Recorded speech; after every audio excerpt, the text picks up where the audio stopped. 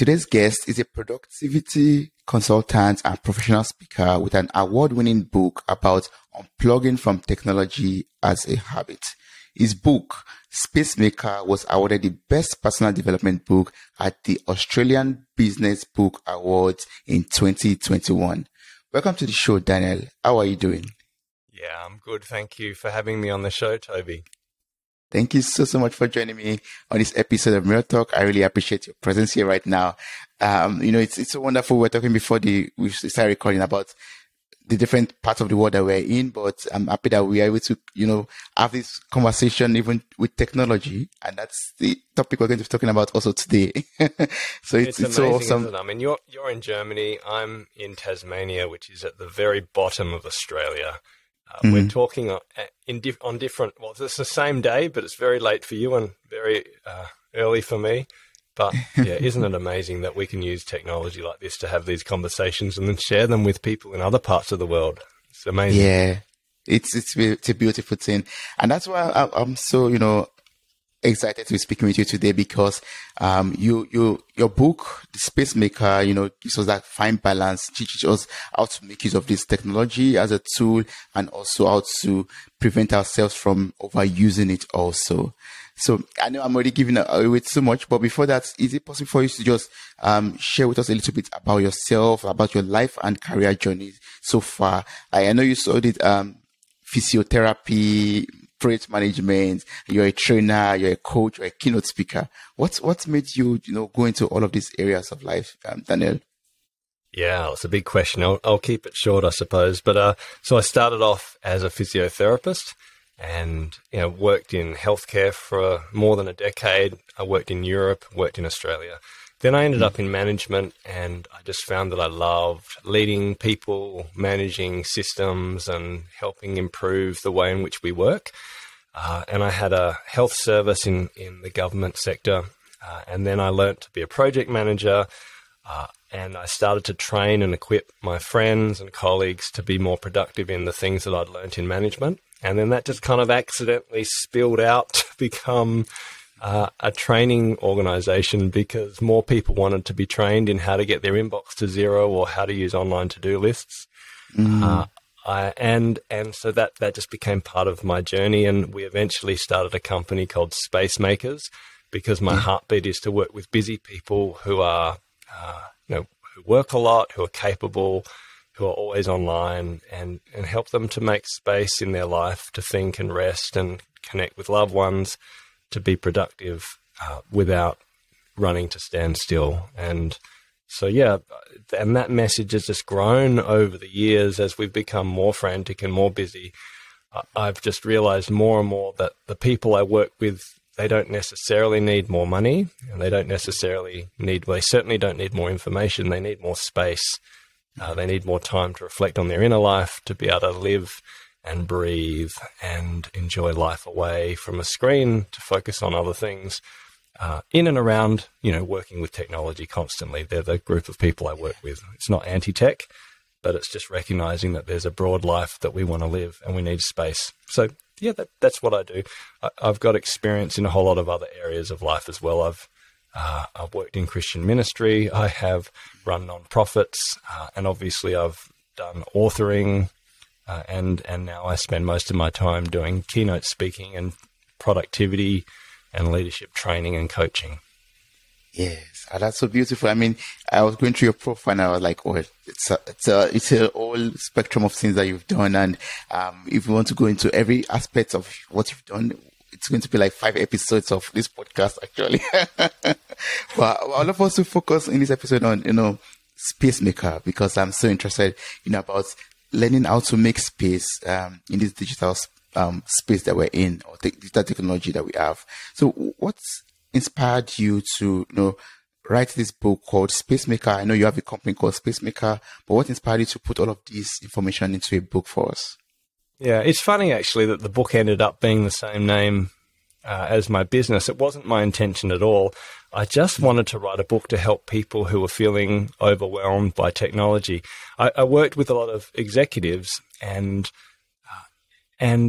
they were busy, but they were busy in a way that was different than they used to be busy. And I started to realize that just all the little gaps in their life were starting to be taken away from by technology. And I heard story after story. I mean, I remember chatting with one lady who was a young mum, was a mother with 2 young children, and she said, look, I'm at home and I know I want to be with my young kids and I want to give them my attention because I know that when I look back at the end of my life, it'll be my kids and my family and my community and things like that that really matter.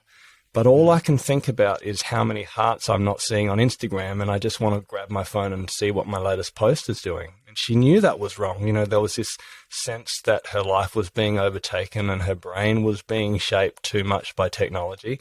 And whether it be email or Instagram or whether it be, you know, the news or the stock market, there's this gravitational pull towards always being online that is beyond the necessity of doing our job, and that starts to cause us to have a lack of space in our lives. And so I really wanted to write a book to help people learn to unplug as a pattern and to help them, because I had burnt out in my past and I'd experienced overwork and all the challenges of feeling frazzled and too busy. And so I just thought I'd share those ideas. And then many years later, I'd been writing the book it took 7 years to write. And I think about 4 years in, someone said, why don't you just call it SPACEMAKER? Because I couldn't find a name for it. And I'm like, okay, yeah. That actually worked really well. Yes. Yeah, it's a wonderful, title for a book, because, once we're able to get rid of all of these distractions and everything, we're able to create more space for ourselves in life also. So can you teach us how to unplug, how to unwind, and how to think clearly in this digital age that we're in? Yeah. So look, the first thing I think I've noticed is that we have a relationship with the online world, and we need to recognize that it's not just something we use. It's more like we have a relationship, and sometimes that relationship's healthy. Sometimes it's codependent. Sometimes it's, narcissistic. I remember hearing your podcast on narcissism. So, and I'm like, oh, some of that is how we use technology. But so we have a relationship, and what I've noticed is that the practices of unplugging from technology, they're really simple. Like, in some ways, it's quite ridiculous that I have a job helping people turn off their phone. I mean, it's not complicated. Like, one day a week, turn off your phone and don't spend time working, and actually focus on other things that are truly restful and life-giving. Now, that is not a hard message to understand, but it's very hard to do, isn't it? And it's hard to do, not because it's physically hard to turn off your phone and put it away. It's hard to do because we have a whole lot of emotions and beliefs and stories attached to our devices. And when we turn off our devices for a significant period of time, well, then we're breaking a deeply held relationship. We're impacting the loves and the longings of our heart, and we're changing the patterns of our brain. And so we need to understand what I call the paradigm of technology and all the different parts of the story that cause us to want to always be online in a healthy way, but also an unhealthy way, in order to then work out, okay, what parts of technology are really great. I love that I can talk to my friend Toby on the other side of the world. That's a really useful way of doing technology. But when I'm at dinner and I'm scrolling Instagram instead of talking to my kids, well, maybe that's not a pattern or a relationship pattern that I want to mimic or continue. Does that make sense? And so it has to start by changing our story, because our beliefs follow our stories, and many of us haven't examined the stories that cause us to be so deeply entrenched in the online world. That's where we start. That's very true. Yeah, that's very, very good. And also, I just love what you just said right now. Like, we have this tool. It's a very wonderful tool that we could use to benefit, our progress in life, to benefit, to make us move forward or achieve our goals in life, basically. Like having this wonderful conversation with my friend Daniel, all the way in Australia, for example. For me, it's something very important to me, and it benefits me in a lot of ways, because I'm going to learn so much from this conversation, like I'm already doing already. But if I, just pick up my phone and, like you said, maybe, scrolling through TikTok, for example, just, mindlessly just watching videos, then that way I'm not profiting so much from it in that sense. Yes. But but I just want to know, like, now sometimes we say, I'm scrolling through TikTok because I'm trying to I don't know, look for some keynote speakers, for example, to to interview. But I know sometimes it could be so self-deceiving probably. So I would love to know, are there like some ways I could, effectively examine my relationship with the online world? Are there sometimes I could, is there a way I could know that, I'm not going through Instagram at dinner table because I'm trying to find out, look for the next Daniel Sih, or for example, or I'm not, you understand? Or I'm just, scrolling through Instagram because I am addicted to just, being up to date basically on what is happening on Instagram. Yeah. And it's so true, isn't it? Like you start off looking at something that's valuable and that is aligned with your personal why, or something that's meaningful. And then you end up seeing an advert, or you get this random idea, and then you realize you've spent 2 hours watching cat videos. Exactly. This is the way the world works, isn't it? So and that it's not bad. I mean, we're not trying to say that that's never okay, but you don't want that to become the modus operandi. You don't want that to be the way in which you live day by day. One of the things I think that's helpful is to do a digital audit. So basically, from the moment you wake up to the moment you go to bed, you may want to do this for, let's say, a week.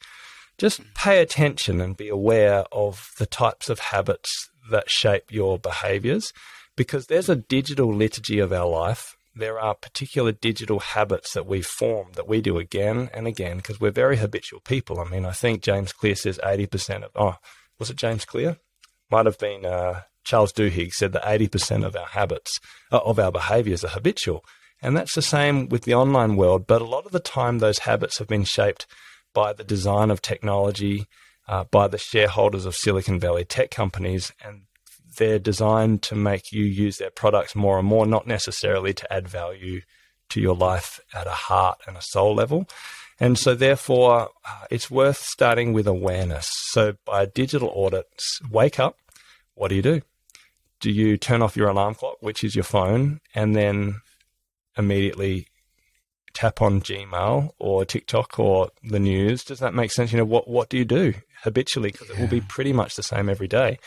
And then from there, how does that shape your mind? So you want to audit your habits, so what you're physically doing, but you also want to reflect on your thinking. That's called metacognition. So, okay, for me, what I realized is I would open up my phone, I would click on Gmail, because it's email and work that tends to be the panacea of all things for me. And so I would click on Gmail, and then I just read my emails that came in overnight. And then I would maybe respond to some, or I would start to think about the clients or the problems that I have, and I'd automatically go into work mode from the very moment I woke up. And I hadn't reflected on my day. I hadn't prayed or had meditation. I hadn't practiced thankfulness. I hadn't talked to my wife, who's next to me. And I hadn't reflected on the plan that I wanted for the day itself, so that I wasn't directing the day. I was allowing whatever popped into my inbox to shape the trajectory of my day. So that was one of those things I thought, that's not a very helpful liturgy. That's not a digital liturgy I want to repeat. And then you just go through, when do you have a shower? When do you have your first coffee? How does technology work in that? When do you check your calendar? And then what types of things do you do day by day? At nighttime, how habitually do you watch Netflix or scroll social media, et cetera, et cetera? And even reflect on the amount of time you're spending, because, we're finite. We have 24 hours a day. Hopefully some of it is sleep. And if you spend an hour scrolling TikTok videos, well, that's an hour you can't read a book or play a board game with your kids or write something creative or play music. Do you know what I mean? Like it's everything is a trade-off. Every action you do in the digital age is going to add or withdraw from your life. Oliver Berkman says you get 4,000 weeks. That's not a lot. That's your entire life, 4,000 weeks. And the small things that we do day by day will change the trajectory of our life and will allow us to be or not be the person we're called to be. It allows us to live our own life or someone else's script. And so therefore, what are the habits? And some of them will be fine or really helpful. I'm not at all anti-technology. As I said, I probably use technology 10 hours a day because of the nature of my work, but I'm very intentional in unplugging in the times when I'm not working, when I'm not using technology. And I'm very intentional to make sure I have the spaces to think deeply in and around my work, to rest deeply on my days off without technology at all, and to interact with people in my life who really matter without it being kind of half mediated and half distracted multitasking on a screen. So it's about the quality of life in and around my work, and making sure that I'm aware. So it starts, look, that was a long explanation, I'm sorry, but it starts with awareness. Start with that awareness of your habits. That's true. That means we have to be accountable and also, pay attention. We have to pay attention to our habits and the motivation the motivation behind the habit, also like the intention behind the way we behave and do things. Yeah. Yes. Yeah, absolutely. I mean, my heartbeat with making space for people is to live the inner life, to allow their external actions to be shaped by their bigger why. People say, what is productivity? And it's not being more efficient. It's not getting more things done. David Allen says it's getting the right things done. I would say it's getting the right things done with the right heart, the right intention. You can even get the right things done, but do it from the wrong motivation, and that changes how it plays out. But all of that requires that we have time to think, that we have time to know ourselves and examine the inner life and allow our outer life to flow from the inside out. Because you can live for a long time and be quite successful just going and never thinking at a spirit level, at a heart level. But eventually you'll end up being anxious or broken on the inside and projecting that into the world around you. You won't essentially lead well. My heart is for people to make space to really think about who they are and why they live, and to be intentional in addressing the way that they make decisions. And that can only happen nowadays if we intentionally make space from technology to actually do that reflective work. Yes. I love that you're talking about, intentionally making space from technology, unplugging. So I'd love you to, share some tips on how we could unplug. How can we effectively unplug from, technology for some time? And, what can we do at that time when we're unplugging from technology too? Because sometimes it's very difficult to live without technology. Oh, yeah, of course. Absolutely. And so look, it's in my book, I talk about the fact that you need technology to be productive. And most of what I do in my career actually is help people use technology well. So I call them the habits of keeping pace.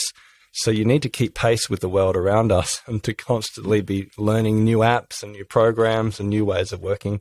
Otherwise, you won't be productive.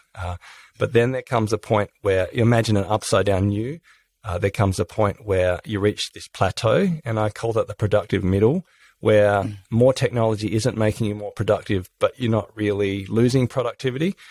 But then if you keep going, if you reach for your phone first thing in the morning and last thing at night, if you're constantly online for work and rest and just don't have space for everything else, you eventually slide down the bottom of that right side of the curve, and more technology makes you less productive, less happy, and less healthy from the research. And so the space-making habits, as opposed to the pace-making habits, are the ones that are about unusing technology to get productive, as opposed to using it to be productive. And we need both sets of skills in the digital age, and that's where it becomes complicated, because it's not good or bad, yes or no. It's not binary. We need to be really good at technology, and we need to be really intentional and really good at not using technology. And that's the conversation we need to have more of, because I'm more and more convinced that most leaders need to spend less time on technology and to have more time doing nothing.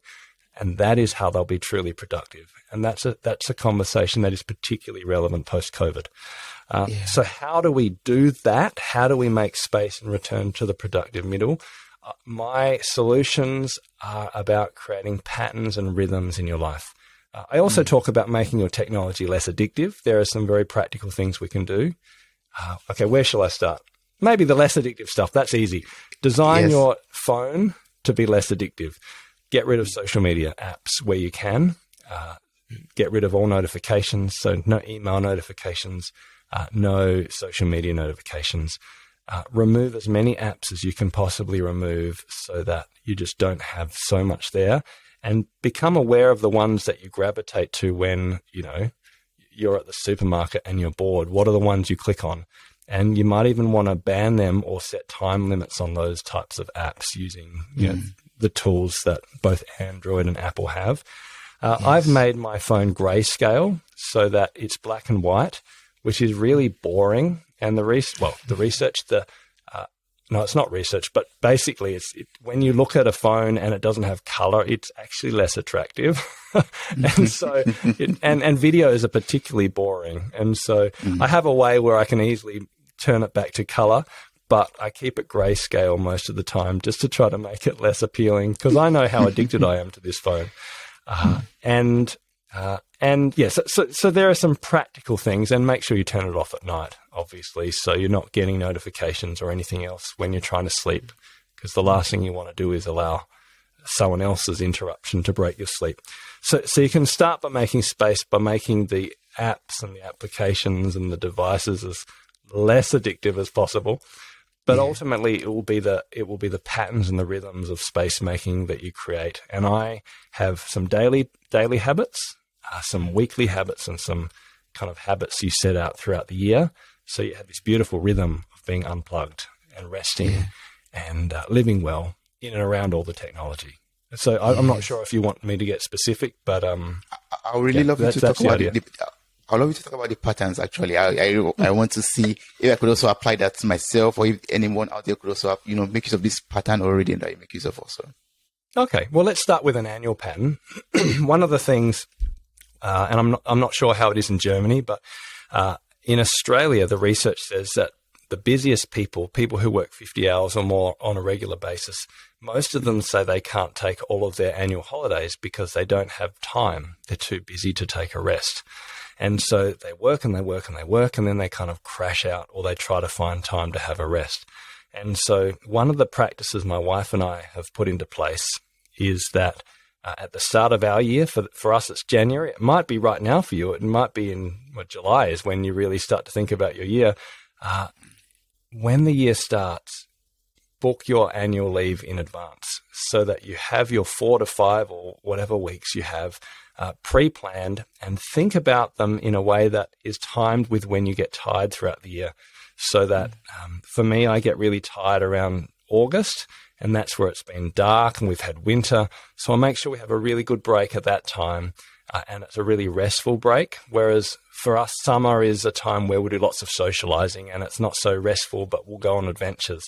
So what I'm saying is pre-book in your rest times, the space in your life, well before you actually book your work and book your activity. So it's again starting the year with that pattern: rest before work, space before activity. That's just a start. And for some of those holidays, I would say, how can you do it without technology, or you have times where you're not plugged in? So that's like an annual pattern. The weekly pattern is probably the hardest of the lot. And I won't spend much time on it, but I actually am a real believer in a full day a week without technology, or at least a very modified day.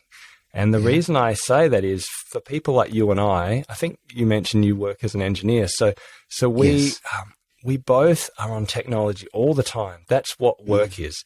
For me, work involves communicating with people on a screen, swiping and typing using a screen, moving between different internet browsers and shifting between applications. That's what I do for work.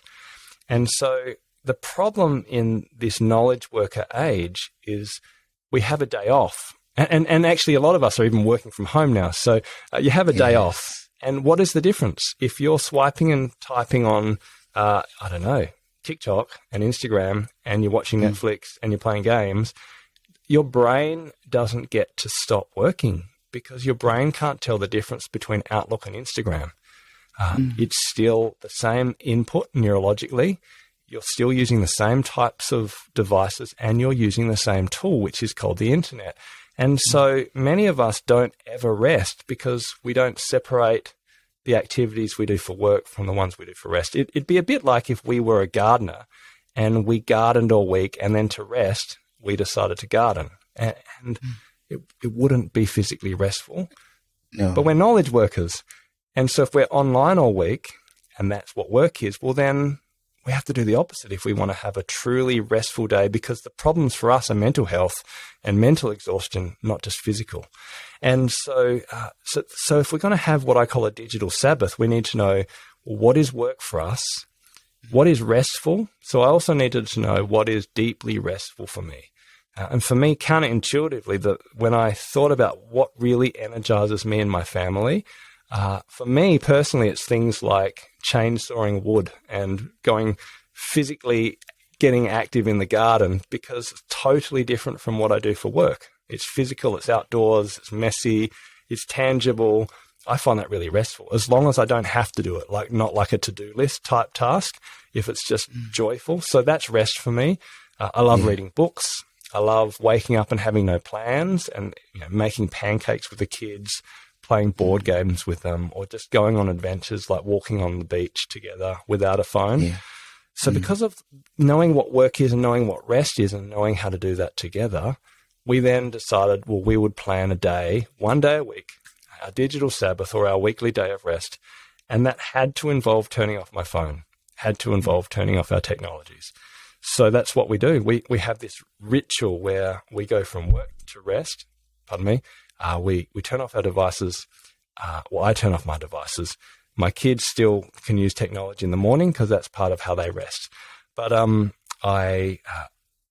then we have this full day, which is digital free, and I just find it incredibly life-giving, restful in a way that I never experienced rest before. My wife definitely would say that it's been our digital Sabbath that has made our marriage and family healthy and strong. And it's the way in which I can disconnect from work in a very deep way, both mentally and physically. Particularly working from home now, it's even more important. So, but that's probably the hardest out of all the space-making habits, and it takes practice and design. I literally show people how to plan in a very systematic way a day of rest and how to create patterns and rhythms to help you do that. So that's kind of cold turkey type space making. Yeah. And the last ones are the daily ones, which are simple and easier to start, but I could talk about them in a moment. Yes, no, I was just about to ask, actually. I was about to ask that, how do we do that on a daily basis also, like taking those breaks on a daily basis? Yeah, the daily ones are simple. So I would say things like start and end the day without your phone. We've already talked about that. So basically charge your phone outside of your bedroom and learn to start and end the day with a pause. I call them the daily pauses. It's really good for your mental health. It's really great to reflect on the day. It's really great to start the day with a plan. Digital free meals is a really good pause and very well research-based. So I would say at least once a day, eat a meal without technology. If you have flatmates or if you have family or friends that you can eat with, then eat with them every day. All phones away, turned off, not even in your pocket, just like no devices. The research for families is amazing. It says that if, let's say, a 12-year-old girl is raised in a family that eats together around a table without technology and does it most days, they will end up when they're 18 years old with better college entrance scores, less mental health problems, mood disorders. They'll be happier. They will have less debt. They will end up doing better in life just because they ate a digital free meal together. Young kids have better numeracy and literacy skills, so they can read and write better just because they eat together with their family without a screen. So it's so helpful to have that pause where you learn to connect with people and talk and make eye contact and hear about the day of people in your life. And I even have questions in my book, very simple questions to ask each other to create conversation, just like, what are you thankful for?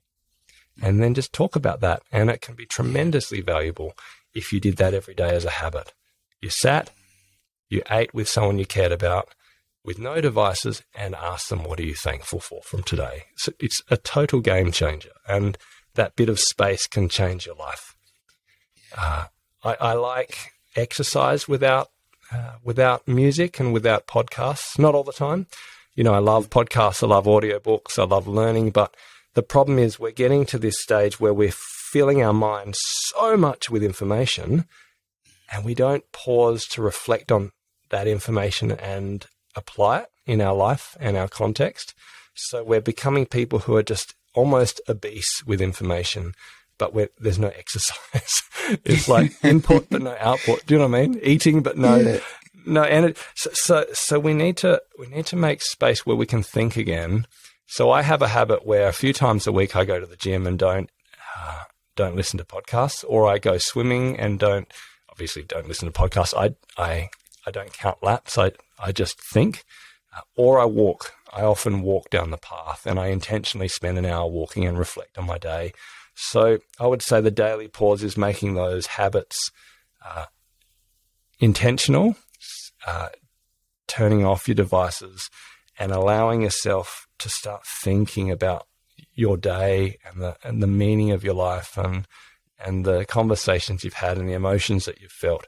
That's what leads to wisdom, not more information, but the application and reflection on that information. So there are three of many examples of how you can unplug as a pattern throughout the day.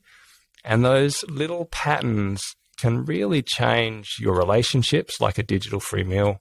They can change your ability to strategize and to know yourself and to process the information in your world, like the thinking habits. And you've got the habits of resting, like a day off where you have a true day off each week, or even some of just the restfulness of, let's say, meditating or praying or journaling in the morning by not starting and ending the day with technology. So those little habits change your life, and they make you far more able to use technology in a way that masters life rather than becomes a slave to tech. Yeah, those are wonderful, tips, and those are like great habits that one could, make use of. And I believe that when one is consistent with them, it's going to make one's life, much more beautiful and create more space actually for one to do other wonderful things actually. But, Daniel, in this digital space that we're in right now, I could, for example, have the intention to, go on a digital sabbatical day or something like that, or take a Sabbath day, for example, and maybe turn off my phone or put off, just take a break from the screen. But sometimes, I could just be so weak and fall a victim of, distractions and temptations. How can I deal with this? How can I deal with temptations and distractions? Yeah. I mean, firstly, I'd say be kind on yourself. I mean, I wrote this book and then I found this quote by Richard Bach, and he said, "I teach best what I most need to learn." And the reason I know so much about making space and my battle with, being online and having digital overuse is because I could totally be addicted to my devices all the time, and I love work. I could work all the time. So these are things that I sometimes struggle with. I talked about being burnt out years ago, and I still struggle sometimes with moving that way. So be kind on yourself. I mean, it's okay to love a Netflix series and to binge on it and to enjoy a particular series for a particular time. But if that becomes habitual, then you really are sucking out the life that you could have in other ways. So the other thing I realize is that the struggle with it is part of what matures you as a person. Often what we struggle with most actually shapes our character most. I've met some incredible, inspiring people who have had tremendously difficult backgrounds or have struggled with addictions and have overcome them, but they still know that struggle's a little bit there. And I think it's the same with overwork and with technology, that as long as you're doing the struggle, as long as you're in the arena battling to try to take control of your life and to be intentional, then that very struggle is part of what shapes your character, and you'll learn and grow through the struggle, even if you don't always win. So you learn through your failures as well as your successes. And as long as you continue that struggle and continue to practice turning off your phone, continue to recognize, I've drifted back into addiction again with social media, then, you're going to win eventually because you keep battling. And the last thing is do it in community. Make sure that you've got others around you who are trying to raise kids the same way, who are keeping you accountable in a really life-giving and positive way, who are, just, I suppose, people who you can talk to and who live inspirational lives and not just spend every moment scrolling on screens and playing games. If you have people like that in your life, then you'll start to be able to ask some questions and to talk about the realities of living the life that you're meant to live. I don't know. Yeah. What connects with you with that? Do you have things from that connect with you from what you already do? Yeah, of course. I mean, like taking, walks, for example, like, just every day I try to go on walks, and I mean, sometimes I'm tempted or I'm distracted in the sense that I take my phone along with me. I listen to music along the way. And sometimes, I'm taking a new route and I feel like taking a picture, and I take a picture. And from taking a picture, I check my messages, and from there, I ruin the whole, break I'm taking from, digital space. Yeah. But yeah, that's why I was asking actually, because, I set the intention to go on a walk and, have a break from my screen because I've been on screen all day, but then I end up checking the screen from time to time. In my 1 hour walk also, I could relate totally with that of taking 1 hour walks, but just, break it in between. And I'm always looking for ways to, ensure that I go for that walk without having to look on my screen for a long period of time. But you made a lot of sense in the sense that, when talking about community, like it's very important for us to have that community, that's people around us that could inspire us to live a much more better life. We're maybe not so much better life, but help us to achieve our goals of not overusing technology or becoming burnt out, for example, from our workaholic, behaviors or stuff like that. Yes. People that could help us, find that balance basically, with our use of technology and also, with the real life that we have to live off screen also. Mm-hmm. Yeah. Yes. And look, even things like with walking, I'm now in the habit of just not taking my phone because I'm exactly the same with you. I'll have an idea, I'll put it in my to-do list, and then I'll check my email, and then I'll think, maybe I'll listen to the rest of that podcast. Exactly. It just goes from one thing to the next. So that for me, that's why I actually put my phone away on my day off. I turn it on at about 11 o'clock in the day just to see if there's any text messages. So I'm not saying it has to be like religious or anything in that sense of, you can be sensible. If I'm walking actually in the bush and I might need it for safety, I'll put it in my backpack, even though I won't touch it. So it's just about being intentional with where you need to have space away from your phone. And remember, it's not about not doing something bad. It's about doing something that's life-giving and good. It is beautiful to walk and to smell the eucalypts or the pine trees and to be in the moment and to be present. I tell my kids, you can actually look at a waterfall and smell it and feel it and remember it without a photograph. And in fact, the photograph sometimes stops you from being in the moment and actually smelling it and enjoying it and feeling it.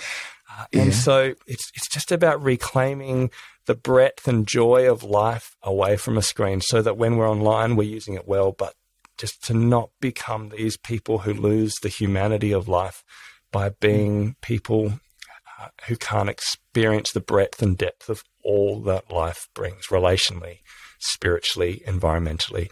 There's more to life than being digitally connected, and that's what we're trying to reclaim. It's not actually about turning off our phones. It's about making space for a life worth living. That's true. And how do you do it? I know you're a father of, you have 3 kids. You're a father of 3 kids. And, this is a very modern age where everything, they have to watch the Peggy Pigs or, I don't know, Paw Patrol. And they have to like play some games. I don't know. A lot of things that have to be done, online. And, even reading also nowadays is mostly done online also. Getting some, workout instructions is done online. Maybe get some tips, watching some videos to make a meal is done online also. How do you deal as a parent, as a husband, as a friend to some people out there? How do you deal with technology, and how does technology also affect your relationship in all of these aspects? Yeah, look, I mean, that's a huge question. I do run digital parenting seminars as well because, like, it's the number one. The book is about how to manage space as adults, but the number one question I have is, well, what about my children? When should I get them a phone, and how do I raise them, because they are always online, and it's creating pain and struggle in our relationships. So it's a very real tension. I have a teenager, so a 15-year-old girl, I have a 12-year-old boy, and then a 10-year-old boy. So I'm a little bit beyond Peppa Pig, although I've done Peppa Pig as well.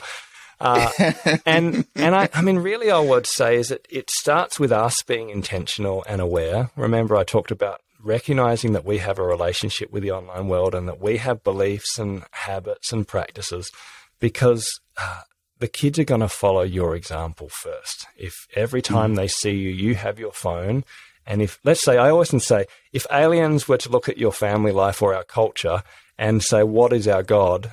They would absolutely say it's our phone, because of the way we use them. Like, it's what we go to constantly for everything. You know, we would be looking like we're worshipping these little devices. So if that's what your kids are seeing in your behavior day by day, and you don't have any other way of expressing what is important, well, then they're going to immediately be drawn to copying their parents. So that's the first thing. Start with yourself. The second thing I would say is, look, they just need to be conversations, and age-appropriate ones. We made sure we created healthy digital boundaries from a very early age with the children. We made sure that at first, at a very young age, they didn't get technology at all. The research says don't give kids devices until they're 2-year-old. They shouldn't be watching TV or being online for their mental health. That's like a international recommendation by pediatricians. We didn't quite go that strict, but they hardly watch TV when they were under 2. Up to the age of 10, it's not meant to be more than an hour a day. Maybe it's up to either 8 or 10 years old. So again, it's a little bit of technology, but not a lot. And I would say be more mindful of the lean forwards active technologies like online gaming or Minecraft, or the kind of interactive 3-dimensional experiences, because they are more addictive in terms of the brain, and they draw you far more in than the lean back technologies like Netflix or watching traditional media.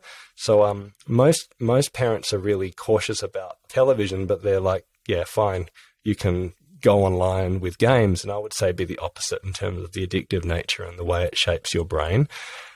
And so we gave our kids tokens, so they had half an hour tokens, which meant a token was half an hour of screen time, and they get like 10 tokens a week. They get to choose when they get to use them, although they can't binge and do more than 2 hours at a time, because it just creates chaos. It just makes them aggro or moody. But yeah, they can earn tokens by doing jobs. So we always get lots of jobs done in our house, and it's trying to show that there's limits to technology, that it's great to use, and you get to use it like money. There are times where you get to use it, there's times where you don't.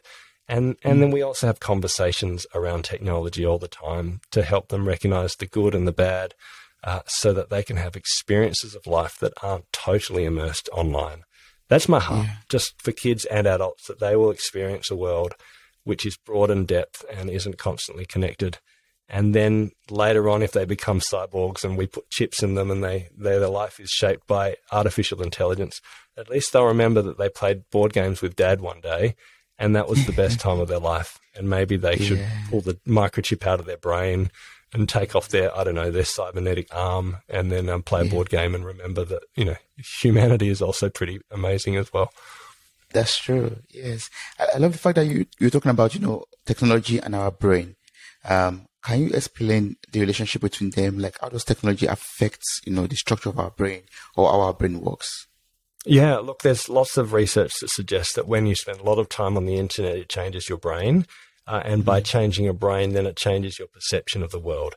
So, for example, media multitaskers, so people who are regularly flipping from one thing to the next, they actually lose the grey matter in the frontal cortex of their brain, the frontal lobe. I think it's the ACC. I can't quite remember the name for it, but basically it's an area which is related to mood regulation, the ability to tell information that is important from information that is meaningless, and the ability to be patient and still.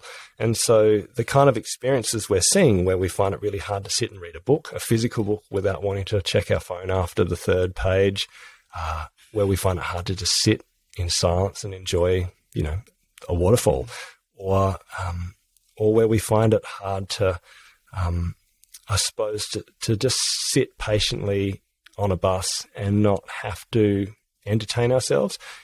That's because we're practicing the internet and it's changing our brain. Imagine, I often say I had to play piano when I was young and I practiced 15 to 20 minutes a day at the most. It was always a fight.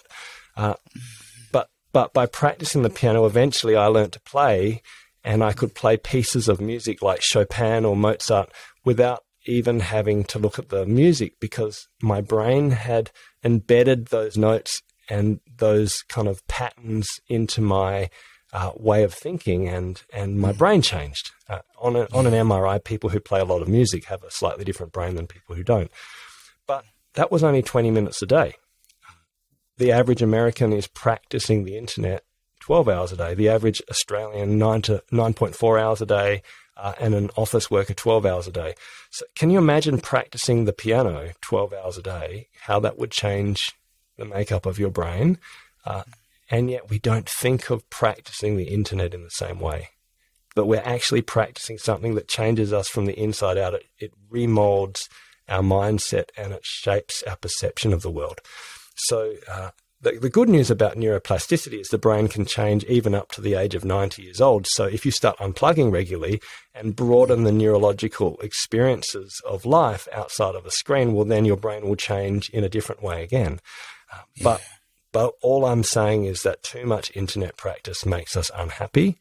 It makes us unhealthy. In fact, the research in teens says that almost all on-screen activities, particularly 3 or more hours a day, makes teenagers unhappy, and almost all non-screen activities make them statistically happier. And I actually believe the research is probably very true for adults as well. So broaden what you put into your brain, and then you will change the experiences of your humanity. I believe that. Wow, that's so beautiful, Daniel. I really enjoy, everything that you've taught me today. Like, I'm so happy about this. But I know a lot more is packed into your book, and I would love you to tell us how we could get this book. Where can we buy it from? Can you tell us about your website also? What are the resources that we could also make use of in order to unplug and make more space in our lives? Yeah, look, I'd love you to pick up my book, obviously. It's called SPACEMAKER, How to Unplug, Unwind and Think Clearly in the Digital Age. And it's available, on Amazon, Booktopia, Book Depository, wherever you are.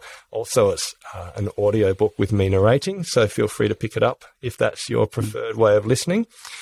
I have a website, spacemakers.com.au, so that's plural, and the AU is Australia.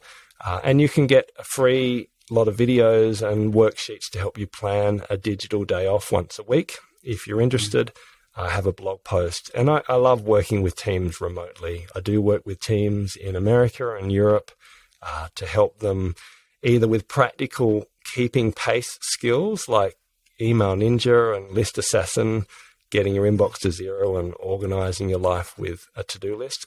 But we also run Making Space training to help the digital wellness of teams, so that teams can reflect on their behaviors and so that you can invest in the health of your team who are working in a hybrid working environment and are at risk of being online so much that it's bad for their mental health and happiness. So, I'd love to connect with you and have a Zoom call if you're interested. Yeah, that's awesome. So please, this information in the show notes of this episode. I encourage everyone who is listening and who is interested to just copy the link, click on the link, and get across to Daniel. Order the book on Amazon or on any platform possible, and make more space, unplug, and become a much more better person, actually. And if there's a lesson, or if there's something in life that you've gained so far from all your experiences that you would love to share with other people, what would that be? Oh, so many lessons. Look, in terms of what we've talked about, I'd probably just say be really encouraged, because a little bit of space can transform your life. You don't need a lot. You don't have to suddenly become a hermit and turn off your technology all the time, but you just pick up one small habit and start to think a bit more deeply and be a bit more present. And then that'll give you the confidence to start another space-making habit and just build on it. And eventually you'll realize, actually, I've got a much more balanced life, and my relationships are more balanced, and I'm starting to know myself a bit more. So, I just think space is really valuable. and just a little bit makes a lot of difference. So go for it. Yeah. Yes, I love that. Thank you so much, Daniel. Thank you so much for teaching us so much about, making space in our lives, reducing that use of technology to, you're not anti-technology, but I mean, you are teaching us how to make use of it, and also create space for ourselves and to become better people with the tools that we have present for us, or, made available to us already. Thank you so much for this awesome conversation. I really appreciate it.